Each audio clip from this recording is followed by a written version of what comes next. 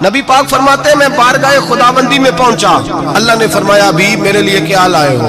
میں نے کہا مولا وہ لایا ہوں جو تیرے پاس کوئی نہیں۔ رب کریم کو سارا پتہ ہے، پھر بھی پوچھتا ہے محبوب میرے پاس کیا نہیں؟ فرمایا تیرے پاس عاجزی لے کے آیا ہوں، تجھ سے بڑا کوئی نہیں، تو کس کے آگے عاجزی کرے گا؟ سب سے بڑا تو ہے، میں عاجزی لایا ہوں۔ تو کہا ابھی مانگ لے۔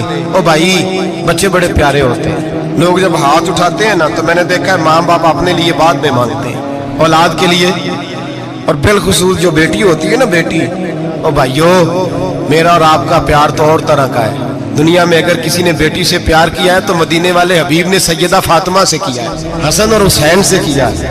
معراج کی رات جب نبی پاک سے رب کریم نے کہا کہ بولو محبوب کیا چاہیے، کسی کمزور روایت میں بھی نہیں ملے گا کہ نبی پاک نے کہا اے اللہ فاطمہ کے لیے کچھ دے، اے اللہ حسن حسین کے لیے کچھ دے۔ امتی بھول جاتا ہے، اسے خیال ہی نہیں آتا، یہ سوچتا ہے کیسے حضور کی فرما برداری کروں۔ میرے نبی کریم علیہ السلام فرماتے ہیں جب رب نے پوچھا کہ ابھی کچھ مانگ لے، نہ حسن کی بات، نہ حسین کی بات، نہ فاطمہ کی بات، نہ علی کی بات، نہ ابو بکر، نہ عمر، نہ عثمان، نبی پاک نے کہا اللہ تو میرے ساتھ گناہگاروں کی بات کر، اے اللہ تو گناہگاروں کی بات کر، یہ بھول جائیں گے، پھٹک جائیں گے۔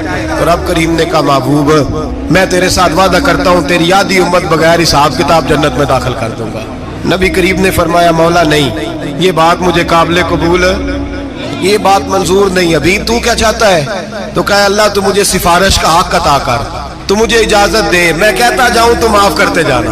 حضور کہہ سکتے تھے نا چلو آدھی بخشی گئی بھئی آدھی اچھے عمل کرے، فرمایا نہیں مجھے حق شفاعت دے۔ نبی پاک فرماتے ہیں میرے رب نے مجھے سفارش کا حق دیا ہے، میں قیامت میں سفارش کرتا جاؤں گا، اللہ میری امت کو جنت عطا کرتا جائے گا۔